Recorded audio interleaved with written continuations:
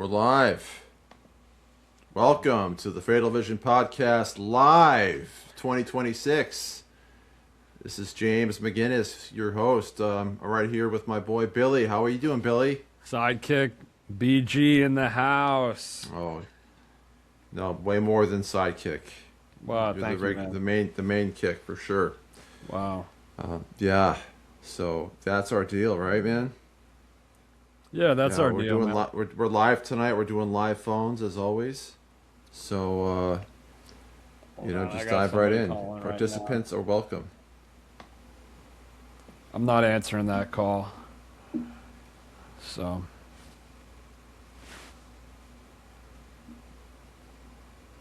Yeah, I'm not going to pick that up. You're not answering that call tonight? Don't pick it up. Yeah, just forget it. Yeah, man. So yeah, we're just looking at checking things out, making sure that's streaming. It looks like it is. Nobody's watching, so we're good there. Oh, thank God we can just be We ourselves. can really let it rip. So nobody's here. as you can see, got a new studio here. Yeah. So it's the first piece. How much that set you back? Oh, about $80. Yeah, Wow. that's a brand new. That's a brand new sheet. Wow. And where'd you pick that up? oh, Amazon.com. Yeah. Yeah, we're just looking for trying to get some good light.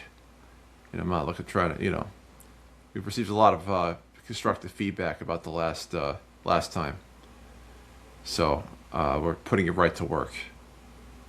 Right. You Yeah, got feedback that makes about what? About like sitting in a dark room with harsh light on my face, and I might want to look, try to put some warm lighting on. Look less like a ghoul. Right. So the audience is watching. Yeah. Yeah. So that's interesting for us. I've just got What this about- depression lamp here. Those lamps that people get for seasonal depression? Oh, it's supposed to help your depression? Yeah, my mom bought it for me circa 2019. Oh yeah. Wow. So you've been through a lot with that depression. Yeah. I'm still depressed, but I'm well lit. I'll tell you that. Yeah. Yeah. You're sitting in sunlight. That's more than some can say. Yeah, for sure. We Yeah, got some activity. McDonald probably doesn't get a lot. We got Sorry. activity in the chat. I was just gonna say McDonald probably doesn't get a whole lot of sunlight these days. But you got the sound Oh, yeah. effect. Yeah. No, Keep that yeah. ready. Yeah. That was I got a lot of feedback on that. Not all of it positive. So. Yeah, but I thought it was good. Oh, let's see. We got. I am low key freaking out to see your well lit face. Oh, thank you very much. Thank you for the feedback on the well. Thank you for the feedback. Faces, It's yeah. appreciated. We've All right, got we're doing a good. woo. We've got an eyeballs emoji. Wow. Things are looking up. I got flames. Is that flames? I got Yep. flames. You Things got are- flames. Things are Yeah. looking up. So Yeah. we're gonna do this like we did the last episode.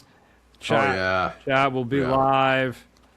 So yeah, you guys chat amongst yourselves, and we're going to do run through our plays, our playbook here, the 2026 playbook, and we're gonna read some of the book. We're gonna talk, and then things are gonna get crazy. We're Yeah, gonna well- open up the chat to participate with us. And Billy, what else are we gonna do? We're gonna answer their questions. Live. I was going to say we're going to let live callers in, but maybe we had a harsh disagreement about that off camera, so that might not be happening. But we will definitely consider any requests to come on the air with us. Right. And we will be addressing the questions you put in the public chat. We got a fan from Blacksburg, I'm sorry. What will Virginia. we be addressing? When people ask us Oh, questions. welcome from Virginia. You keep stepping on what I'm saying. Yeah, there's okay. something. Yeah, it's not okay. All I'm saying is we'll answer people's questions when they ask that. Yeah, no, of course. We'll do the whole mailbag thing as always. Mailbag. Yeah, it's a thing. And we have a fan who said to bring on the tapes. What tapes are those? I don't know. Well, we have so many tapes. We have so many. Oh, we've just been dumping them left and right today, Billy. I uploaded 3 tapes today. One was Bill Ivory, lead CID investigator. Another one was James Duthat. Interview with, he was one of MacDonald's lawyers at the Article 32 hearing. I will admit I haven't listened to that whole thing. It's not for me. It's not the kind of interview I like with a MacDonald Defender, but it's out there. So people who want to engage with rage-inducing material, it's there for you. And then last but not least, we got up a Jim Blackburn interview, a long interview, 3.5 hours long. That's yeah, we're not sure it's going to be able to stay up in its current form. So that's just sort of a neither here nor there. But so it's been a busy day uploading online. Yep. And we've got a lot more where that came from. I'll tell you that right now. All right. Yeah, But we're hoping. We're on the hunt for more. We're hoping. The way I looked at it is we're never going to get more tapes. And by tapes, I mean one tape in particular from April 6th that we don't have if we don't give away all the tapes we already have. Because, it's you got to give it away to get it. That's how I see it. Yes. Yes. It is by giving that we receive. Yes. Yes. That's a lot of wisdom in those words. So we are just going to freely give everything. Freely give. Yeah, everything is free. There's not one. Except there is one guy in the YouTube comments. If you've seen the YouTube comments lately. Lately, yeah, I have. He's constantly saying, "You guys are still profiting off MacDonald." So he brought that up again. Yeah, a couple days ago. Yeah. Oh, but you absolutely body slammed him that time. I did. Yeah. That you really showed him. I mean, I would love to profit off MacDonald if I could, but there's nobody's offered. I mean, there's a couple people, and we did see your comment offering to get us money somehow, and this is a real request from a really good person that watches a lot and is very kind. We thank you so much. We just at this time we're not actually actively accepting financial support, but we appreciate the thought. Your viewing and participating in the comments is worth more than anything in the world to us, right, Billy? Right, and maybe later money will. I don't know.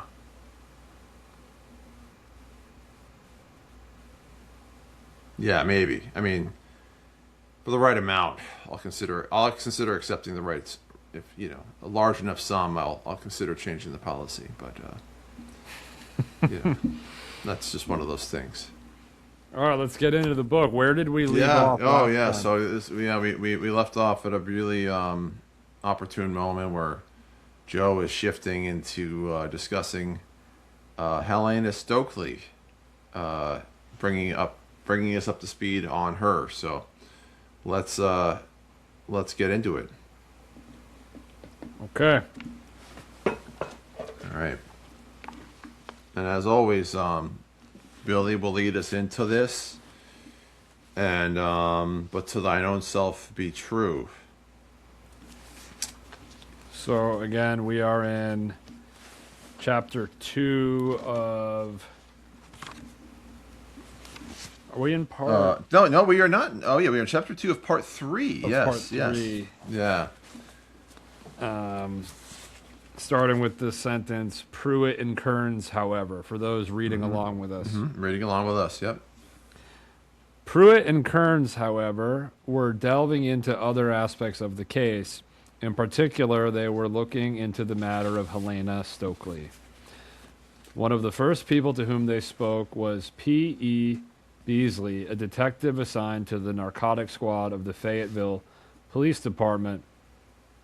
Prince Edward Beasley had known Stokely since 1968, when she was 16 years old. By February of 1970, he had come to consider her the most reliable drug informant he'd ever used. She was a graduate of Terry Sanford High School in Fayetteville, where she had been a member of the Dramatics Club, the Chorus, the Future Teachers of America, the Girls Athletic Association, the French Club, and the Latin Club. Known for her fine singing voice, she had played intramural volleyball and basketball and had been a contestant 1 year in the high school beauty pageant. She had also worked as a candy stripe volunteer at Fayetteville hospitals and had expressed interest in a nursing career. Despite this wide range of activities, she was remembered by classmates as much quieter than average and as a person who shared very few of her feelings. A 10th grade teacher recalled her as a rather sad little girl who was not much in touch with reality. Is Joe, Yeah. is he being fair to all the MacDonald Defenders out there by setting her up as a fabulist or a teller of tales? You know? Well, the next sentence really Oh, shit, never mind. drives that Joe, home. yeah, let's take it home. Helena Stokely had always liked to make up stories. Oh, shit. Fabricating, many of her acquaintances said, was one of the things she did best. A teacher recalled the day she had come to school wearing a Duke University class ring and telling everyone that she had become engaged to a student at the Duke Medical School. The tale was completely made up, and she had no boyfriend at all, except in her mind, the teacher said. Following her graduation in June 1969, Stokely had begun to work in the Haymount section and to associate with what was generally considered to be the hippie element of Fayetteville. Her use of drugs, which had begun during high school, increased to the point that in the fall of 1969, her parents told her that she was no longer welcome to live with them. To P.E. Beasley, Stokely appeared to be, quote, starving for attention, and was so eager for praise from him that, in order to please him, she turned in some of her best friends for dealing in narcotics. Helena would do anything to get me to pat her on the back and act proud of her, Beasley said. So, 2, 3, 4, 5, 6, 7 paragraphs. Yep. We have learned a lot about Stokely. One of Joe's great gifts, which we talk about almost every episode, is the way he's able to lay out so much information in so short a space. Mm-hmm.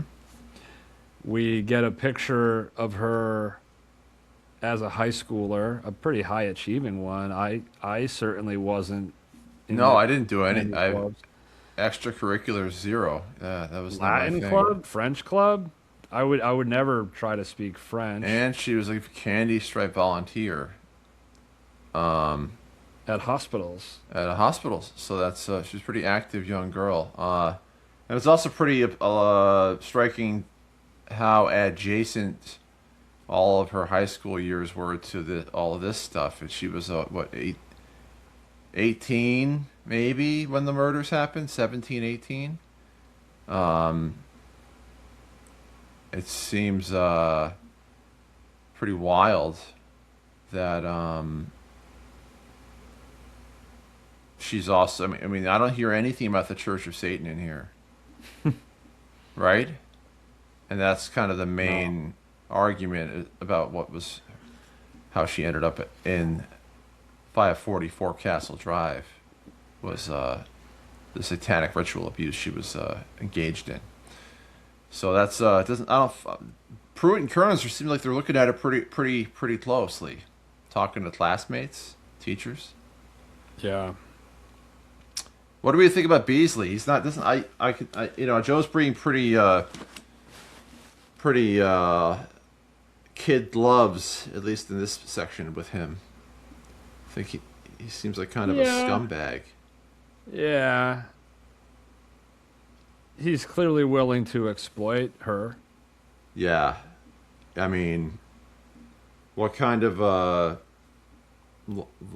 good life is it to be a drug informant? Right. But I guess that's a separate issue. That's more of a sociology question. Yeah. Yeah. Anyway, she's kicked out of the house. She was out of the house very young. Yeah. And in the Haymount section, which by this point in the book we know is where all the hippies live. Right. Yeah, so a couple things come to mind. Like, Joe is clearly giving us enough information to be skeptical of whatever she's gonna say about her involvement or not in the crime. He's giving us enough information to feel the tragedy of a young girl who has potential as a student to have maybe a good life. I mean, she's doing a lot of things. Yeah. Who fell into the life that she wound up in. And we know what happens to her. We know that she dies very young. We do know that now. That'll come later in the book, but yeah, she dies very young. This case follows her for entire life, and the MacDonald Defenders really... They still lay it on her to this day. Well, the other thing I wanted to say is like the Errol Morrises of the world. It's in my contract that I have to insult Errol Morris once. Bring him up, man. Lay it out. Lay it on him. The Errol Morris crew, they act like Helena Stokely was this big secret that the anti-MacDonald people didn't want to talk about. And it's like, well, we're getting her entire... It's right here. Yeah, it's like she's never mentioned in Fatal Vision. We're actually getting, frankly, far too much of her right now. But we have to debunk her at some point, because we in part 2, she was the black swan that saved McDonald's bacon at the Article 32 with that Bill Posey bought and paid for testimony about seeing her come home in a blue Mustang at 4:30 a.m. on the night of the morning of the murders with with everybody. And then there's that famous scene we reenacted where Bernie Siegel is just absolutely filleting poor Bill Ivory for not doing more detective work on Helena. So Right. Siegel should be absolutely jubilant with the job that Pruitt and Kearns are doing right here. Oh my, okay, someone's taking a good hard look at Helena Stokely, finally. So I'm sure we'll never hear a complaint from Bernie Siegel ever again about what the CID did in this investigation about Stokely, because it seems like they're being really thorough, talking to a lot of people. Yeah. But anyway, anyway. Go ahead. Man. Anyway. All right, so we're gonna hear a lot more names coming at you that are gonna be very familiar with people that are used to whack jobs like Errol Morris and his followers when it comes to this case. By January of 1970, Stokely was living in a trailer with 2 Fort Bragg soldiers named Greg Mitchell and Don Harris. 2 weeks later, she had taken up residence on Clark Street with 2 male civilians. Within days, she had moved next door to live with 2 young women from New Jersey. We all hung around together, explained one of them, and it really didn't make any difference where we slept. Stokely's drug addiction had by now worsened to the point where she had been using marijuana, LSD, mescaline, and heroin, and beginning to take heroin intravenously. Section break. Okay, so now Joe's kind of like getting pretty ominous here. You know, she's doing a lot of bad things, a lot of bad things with bad people. Yeah. I mean, you see the name Greg Mitchell, and there's just like an unconscious part of you that's activated in fear. Because he's considered one of the most dangerous men who's ever lived by the MacDonald Defenders. So dangerous that he wasn't called by the MacDonald Defense at the trial. Because he was just too dangerous to be in the courtroom. And they knew who he was apparently as early as Oh, yeah, no secret. 1970. No. They started getting some wild confessions out. Not to spoiler alert, but I guess when MacDonald started having two private eyes after his conviction, looking at this stuff, they were able to get second or third hand confessions from Greg Mitchell that other people swore they heard. Affidavits. Someday, we're going to see what's in the MacDonald camp's garage, and I bet it's a lot of affidavits from people who heard people say things. And Billy, we didn't even talk about this, but one of our favorite people from the case, Dr. Robert Sadoff, we just got another Malcolm tape with him on it, they'll put up for you. And I listened to, I said, I got the tape, and I was like, yeah, I don't think I'm going to listen to this one, because it's just going to be really upsetting, because it's Jen and Malcolm talking to Robert Sadoff. Like, that's not going to be good for me. And then I was just doing, and then I went ahead and listened to it. And then what happened to you? I don't know. I was texting you through it. I was kind of extemporaneously putting down my thoughts, but he was obviously highly outraged that McGinnis said that one might be in an amphetamine-fueled rage because, you know, he's like, I'm the one who examined MacDonald. I'm the one who can make that determination. And I think it's ludicrous. Yep. And the other thing he said, which is reminding me of everything we're talking about, is that there were multiple suspects who had confessed and sworn statements to the FBI to committing the murders, which is Billy, I don't know, can you fact check that in real time? Yeah, it's not true. Never happened. Yeah, so a man of his potential eminence talking to a writer from the New Yorker magazine, being so insanely blindly ignorant about the case, it's for someone who holds these things in high regard, Ivy League people. I'm someone who looks up to them. It hurts me greatly to hear them. You look up to who? Just anyone who's been to an Ivy League school or has medical degrees. I'm impressed by these things. So yeah, it's very painful. I have respect for the New Yorker even. I've even read the New Yorker magazine in my life. Recently, read it recently. Just the other day. Yeah. So anyway, I received an email today from a New Yorker writer who was very nice to me. You know what? I received a pretty nice email from a New Yorker writer 6 days ago. A different one. Right? But so then the correspondence dried up. So, as a famous person once said, we'll withhold judgment on that one. All right. Well, that's enough out of me for now. We'll get you those Sadoff tapes. It's a delightful thing. We also got another Bernie Siegel tape with Malcolm, and then which I couldn't even get through the first 10 minutes of. So I threw on a Keeler tape at bedtime the other night. It was great. Who was he talking to? The Kassabs? Your dad. Oh, he's talking the Joe tapes. Yeah. No, the Keeler tapes are just like, that is a balm to the Malcolm tapes. Like every Malcolm tape deserves 10 Keeler tapes to heal the wound Yeah. caused by Janet Malcolm's non-questioning of her subjects. So it's pretty cool for us.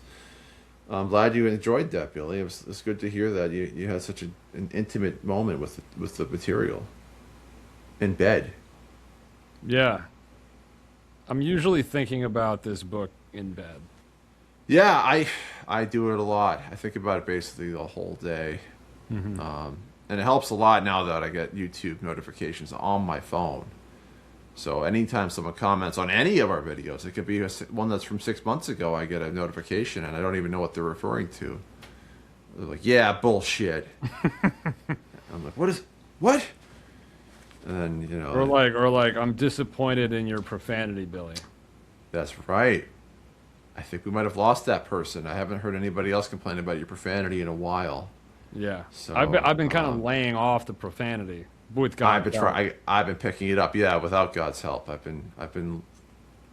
You know, I heard this famous story about people who don't pray before a podcast.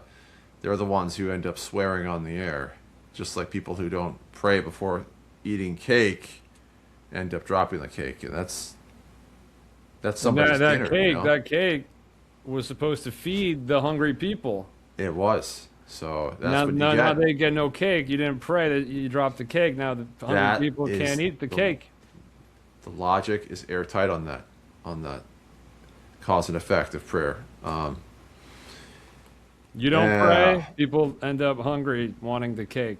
If you don't pray, you end up cussing on the Fatal Vision air. All right.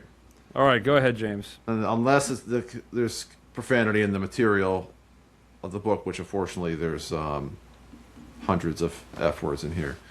Anyway, at 2 a.m. on February 17th, 1970, Prince Edward Beasley completed what had been almost a 24-hour shift and went home. 5 hours later, he was awakened by a phone call from headquarters and informed of the MacDonald murders. His first thought, he would say some years later, thank you, Joe, was that the description MacDonald had given, vague as it was, resembled Helena Stokely and her friends. He had known her to wear a floppy hat, boots, and a blonde wig. He also recalled having seen her in the company of males, both black and white, who wore army fatigue jackets. Not in itself extraordinary, since much of the Fayetteville hippie contingent was composed of soldiers either recently discharged or AWOL from Fort Bragg. It's almost as if Jeffrey had seen such attire in his life. Beasley got out of bed and drove to the trailer where he had known Stokely to be living with Mitchell and Harris. Finding it empty, he looked for her in several... Can we just say, like, this is like... Out of nowhere, Beasley is almost the star of the whole show here. He almost cracks the case before the CID's even gotten to the scene. He drives straight to where the murderers live. Finding it empty, he looked for her in several other locations. Then he went back home to bed. Okay, so he didn't put in a full day's work. Well, he'd already done a 24-hour shift, so we'll give him some grace. Late that night, he drove to Clark Street and waited outside her apartment. At about 3 a.m., a car containing Stokely and several male companions pulled into the driveway. Beasley approached her. "Well, Helena," he had said, according to his later recollection, "you and these people you are with fit the description that was given of the MacDonald murderers. Now I am going to ask you straight out. I know you and you know me. I want you to tell me the truth." Stokely, who was not wearing a floppy hat, blonde wig, or high boots, at first appeared to Beasley to be in a joyful mood. "She joked about her ice pick," he said. "Then I told her this was a serious matter and not to act that way." At this point, he said, Stokely took a step backward, and lowered her head. "In my mind," he recalled her as saying, "it seems that I saw this thing happen." Checkmate. checkmate. Oh, so close to a confession. But then adding, I was heavy on mescaline. Beasley, and I think heavy on for all the millennial snowflakes watching. I think heavy on means that you were doing a lot of it. That's like boomer slang for to make it generational. Beasley would later say that he had radioed the Fort Bragg CID. So this is a lot of hindsight from Beasley. He radioed the Fort Bragg CID and told them that he had suspects in custody. He waited for an hour and a half, he said, but when no one from the CID either called him back or came to Clark Street, by 4:30 he felt he could not hold Stokely's companions any longer, and so he released them. Except for Helena, he said, he never saw any of them again. Wait. Wow, I'm cringing for him here. This is pretty embarrassing stuff. So he thought these people committed the murder. Yeah, but he let them go. It's like it's getting late. It's getting late. As a duly appointed law enforcement officer in the city of Fayetteville. You couldn't possibly hold someone for more than a couple hours under suspicion of committing murder. You don't have the right to do that, right? Yeah. Unless the Army CID calls you back, and then they slipped out of his grasp.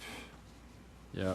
I'm curious about when this all when did I mean now I'm feeling a little bit embarrassed because I really, through just pure lack of emotional energy, to borrow a phrase from Brian Murtaugh, can't engage. I have not been able to engage with the Stokely lore that lurks in this case.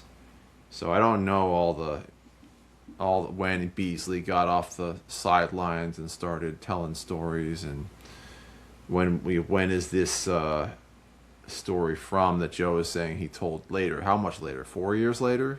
9 years later? Mm-hmm. Sounds. I'll be interested to look that up afterwards, after we are live. Or if anybody knows, feel free to jump into the chat and tell us. Yeah, maybe we should pause and look at the chat real quick. We can't really pause. Oh, we can. Yeah, we can. We can't pause going live, but we can pause. No, I didn't mean it like that. Yeah, no. Like that. Yeah. Okay, we got a friend from Australia tuning in. Oh, welcome. Good on you for listening. We've got some. Yeah, we love you, buddy. Down under, right? That's the correct expression. You know, my kid watches Bluey all the time, which is a product of the Australian government. So that's got that another shared interest. That's very dope. Yeah. Anyway, you wouldn't know what that is, Billy. No, I don't know. I don't know about it. I try to avoid. It's a kids show from Australia, and it teaches really good manners, actually. But please, what else does the mailbag have to say? We got at halftime. We got some Dr. Sadoff trash talk. Good. Yeah, let him have it. We've got. Oh my God! Is that River Truth is in here? What up, River? Woo! Woo! Oh, that's one of our top commenters. In here tonight. That is epic. It's like a big party right now. Oh, we got a California girl chiming in. We got welcome from the West Coast. Victoria would it's a little bit politically contentious, but she's comparing. Let's read it. Tucker Carlson interviewing the guy who claimed to have had an affair with Obama. This is really that is how the cops treated Helena. James and I are not saying that. No. A commenter, and we are a free speech zone. Yeah, anybody, we'll read any comment. In fact, I already said this earlier. Someday we hope to have live callers, but we don't have the filtration system yet because there's so many trolls trying to get in. We keep getting Zoom bombed. We get Zoom bombed, radio bombed. So that's pretty good. That's pretty good so far. We've gotten some pretty good feedback from people. River I saw Truth. someone say that. I think River said that Sadov was snowed by MacDonald, which is I think that's a good way to say that. I think when we first did our Sadov episode months ago, it kind of was implied that Sadov was sexually attracted to MacDonald in his report. I think there was inferences there. He's as fine a specimen of male beauty as I've ever seen. Words to that effect. Can't fact check me on that. It's a recollection. It's fallible.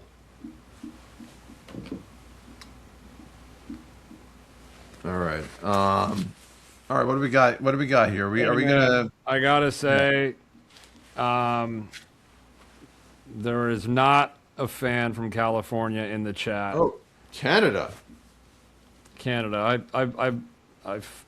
I messed You up. fucked up. Whoa! No prayer before the show.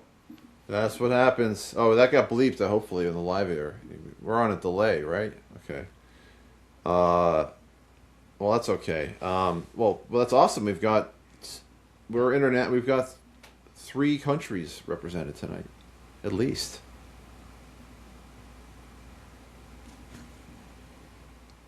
Oh, I guess okay. She's talking about emojis. I didn't see the Canadian flag emoji. It's not showing up in the Riverside. This is why we got to have Corey just manning the phones. Because I would have. Oh, hey, good news. River Truth is in California. Okay, we can move on. There we go. All right. That's been established. River. All right.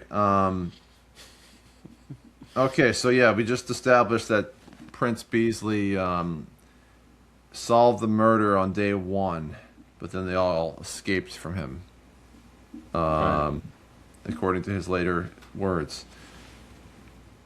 All right, now we're going to get some more intimate knowledge of Stokely herself. I'll lead us into this,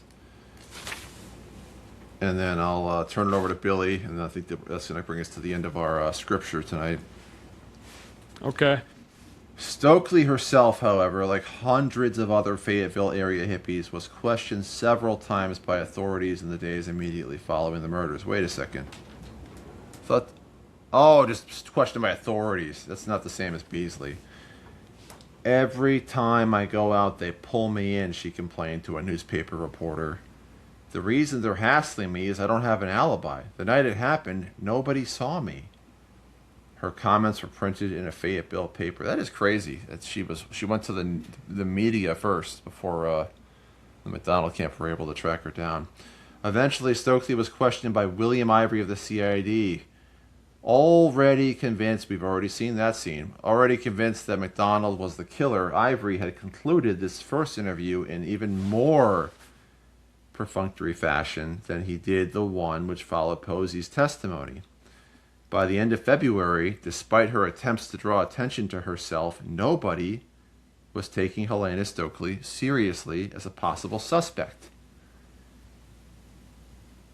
On April 13th, 1970, Stokely, whose own parents described her as a girl who was always seeking constant attention, was admitted to Womack Hospital suffering from a pain in her right side and symptoms of drug addiction.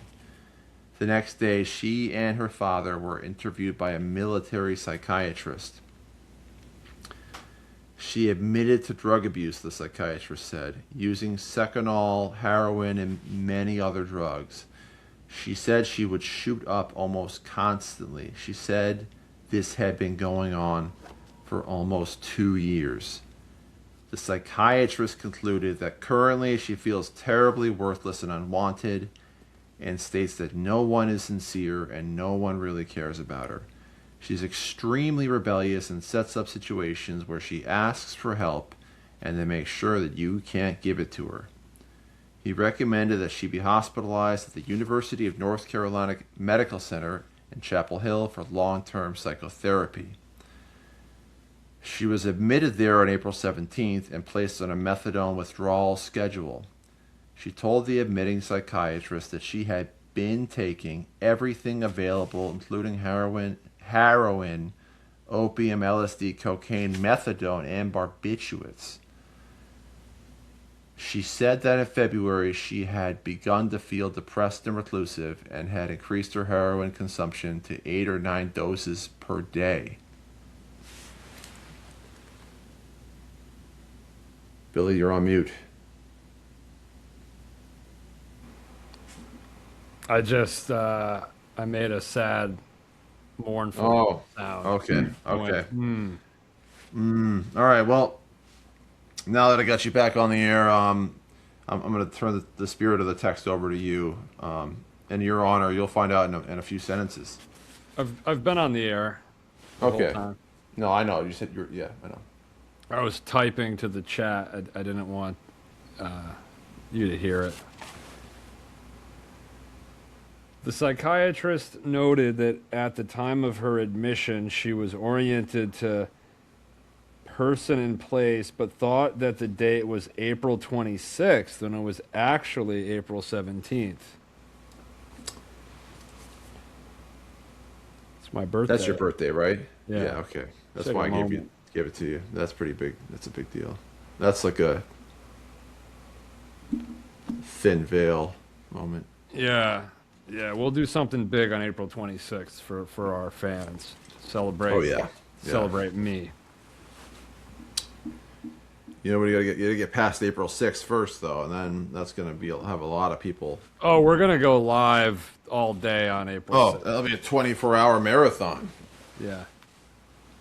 She told him that 2 days earlier she had felt outside herself and at times had felt that, quote, someone was standing over her with a knife about to kill her. Having completed the methadone treatment, Stokely was discharged on May 11th. It was noted that throughout her hospitalization she had remained extremely reclusive and mistrustful. The final diagnosis was, quote, narcotics addiction in a schizoid personality. And the psychiatrist wrote that, quote, the prognosis of this patient seems poor, unquote. Less than a month later, Stokely was readmitted to Womack Hospital complaining of abdominal tenderness. She remained there until June 26th, having been diagnosed as suffering from serum hepatitis and a history of drug abuse. Her liver was enlarged and needle tracks were observed along her veins. In August, William Posey had seen Stokely in the Haymount district and had told Bernie Siegel his story about her.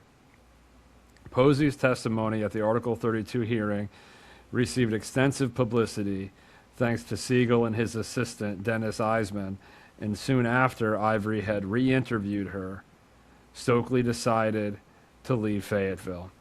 On September 11th, she wrote to one of her former female roommates from Clark Street, saying that the MacDonald case was causing problems for her. Now here's a passage from that letter.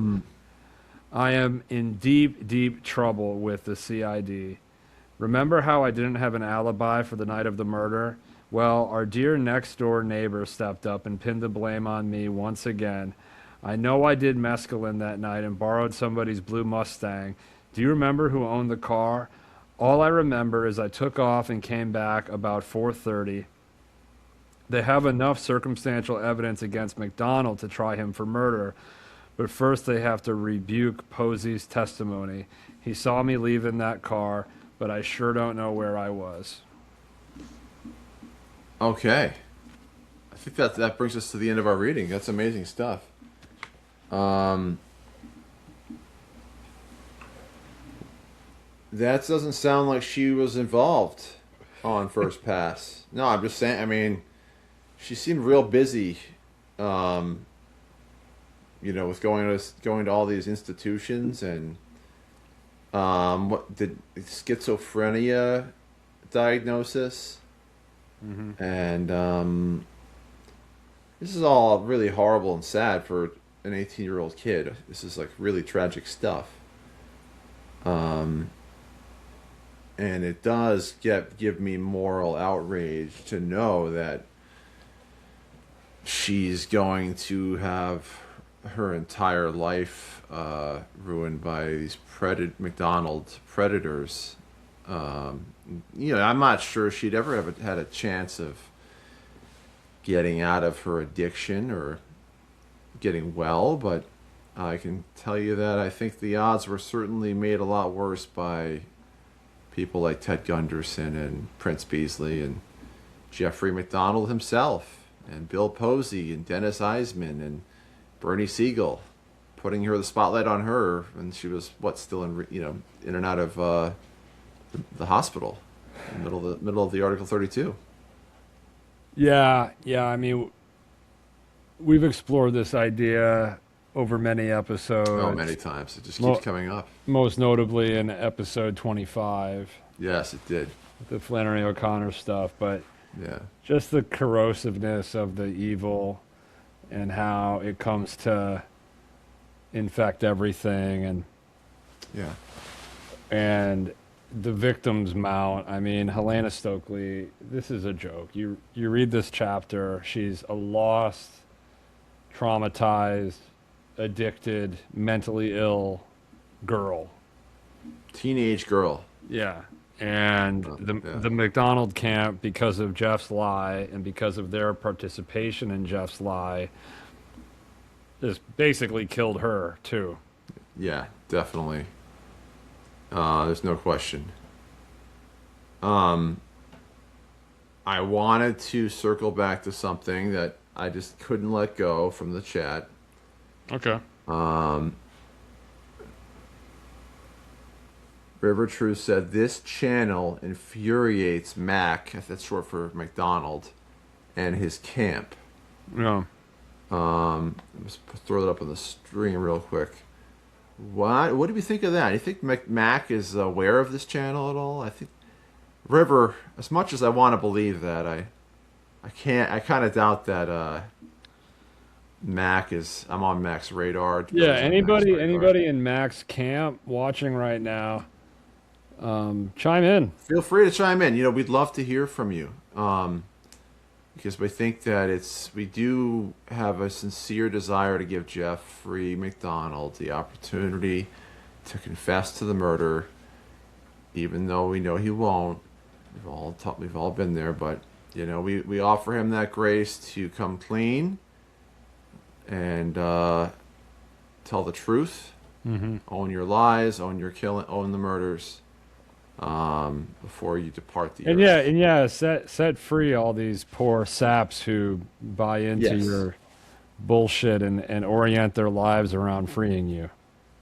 Just the other day, I saw a crazy conspiracy video of the Ted Gunderson on that Michael Jackson radio hour from the 80s. It's like it was on one of those like crazy, really unhinged type channels, saying MacDonald was, God, what the hell is the conspiracy about that he was involved again? That it was the military that did it, or it was the military was involved with the satanic ritual abusers, and MacDonald was framed. I can't keep up because it's all from Ted Gunderson's the Gunderson verse. Where you got to sort of be steeped in his mythology to sort of understand any of these references, and not quite there yet. Don't know if I ever will be. But I am more. My appetite is more whetted to look into more of Stokely's biography. And maybe even pull up some of those tapes with people that knew her, and put some of those out for the. Her brothers are very compelling. Her brothers are compelling witnesses in the Smerling documentary. Yeah, Smerling doc. Mark Smerling's documentary, Wilderness of Error. The brothers come off very well, and they also talked to her roommate in Fayetteville, one of the. She's just called a female roommate in this book, but there's a fair amount of her in the documentary, as I recall. All right. Well, we've been going for 50 minutes. Let's open it up for questions. Bring them in. Let it rip. Next 10 minutes. Anybody have any comments, questions, ideas for merch? Yeah, we're open to all kind. Take it any way you want. That's a wrap on the reading, and we're 10 minutes to 12. So yeah, we have a hard stop at midnight. Can you imagine how the conspiracy theories would have escalated if YouTube was a thing back then? That is crazy to think about. Yeah, like I know we have like a moratorium on any political speak on this channel, and that's good.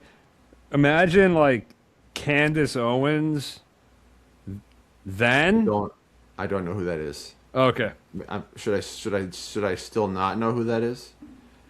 I don't. Is that a YouTuber? It wouldn't help your life at all. But I already listened to Bob Sadoff talking to Janet Malcolm this week, so my life is pretty fucked. I'll explain who that is offline. But Okay. yeah, just endless conspiracy theories about things going on in the country. All right, here we go. Did your dad ever talk to Helena? I don't think so. I almost certainly sure that he didn't, but that's a good question. I'll try to look that up. I don't think he talked to any. I know he talked to Prince Beasley, and Gunderson was calling the house all the time at first, but until he thought he should be writing his own book. You got a comment from River there. I'd like you to blow up. Candace is a dangerous loon. All right, say no more. I will not be. I got enough dangerous loons lurking in the wings of this channel, watching. Yeah, but to the earlier commenter, Candace, had YouTube been a thing back then, it would have. Oh yes, of Around. course. To wrap that up with a bow, yeah. Yeah, I don't like losing the thread. It trips me out. All right, sorry. That's why we have you. Yeah, otherwise we'd be talking about something else. Okay, didn't Helena's mother throw her under the bus? I think they touched on that in Wilderness of Error. Oh man, that one that Complicated. is like brain numbing. The so-called deathbed confession, where I think it was Stokely's mother said that Helena had confessed to her at some point, which is not remarkable in of itself. But I guess it was remarkable that her mother thought maybe it was true at this point. And so they brought Catherine MacDonald to the nursing home and had an affidavit signed. And that was one of the things that they for some reason litigated at the 2012 evidentiary hearing. It's literally just another one of the Stokely 7 type things. So yeah, Stokely's mother said that. And again, shame on me for not being more familiar with the Stokely family. And You're being so hard on yourself about your limited knowledge about Stokely. You've done it like 5 times. Like, I'm so pathetic. I'm just saying. I honestly, I'm not being that hard on myself. I'm just telling you how there's like a mental block to engaging with that material, because it's just talk about, it's just the people who were interested in it are the people that I hate the most. I'm just explaining how I feel. Okay. Anyway. All right. Any more interview or recordings with Freddie? Yes.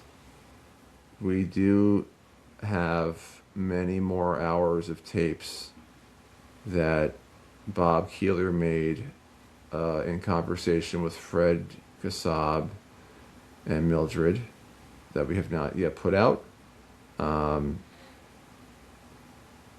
they'll come out eventually. We're still working on that. Would you? Okay. And I missed. Someone said earlier, "Hey, hello from San Antonio, Texas. We welcome to the show." And that same commenter now says, "Would you guys ever put together a documentary?" No one's ever asked me that before. Billy, what do you think? I would absolutely. Sure. Sure. Yeah, I would love to. Yeah, I would love to. About us, right? About the About show? I know. I think he means, or they mean, uh, about the MacDonald case. Okay. Yeah. I thought they wanted yeah, one like making the band like behind the scenes, like yeah. Well, that would be like, I lighting. guess that would be more of like, yeah, all like our origin story. Yeah. That'd be more. That would be if we were the subjects. I don't think we can make a movie about ourselves.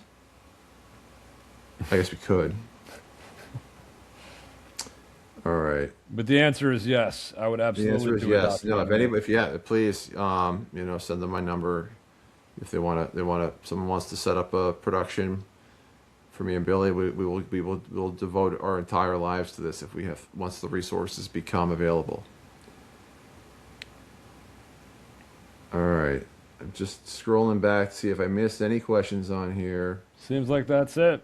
I think that, yeah, I didn't know if there was any earlier ones from before we were, Errol is gullible as hell. Beasley is sleazy. That's good stuff. That's good stuff. All right. Oh. All right. I think we did it. I think that's a wrap. Love you guys. Thanks for joining us again. Yeah. We're consistent, man. 2026 is our year every week. All right, and we got a comment. Someone's looking forward to some AI MacDonald reading those the full tape transcripts. That is a brilliant idea. That could be a whole audiobook. Damn. Maybe we'll get to work on that too. All right. Well, thanks, Billy, for making yourself available as always, and thanks to everybody for joining us. Billy, what do you have to say? I just want to let everyone know we love you, and there's not a goddamn Not a thing damn thing you can do you about it. can do about it. Peace out. Bye. Bye.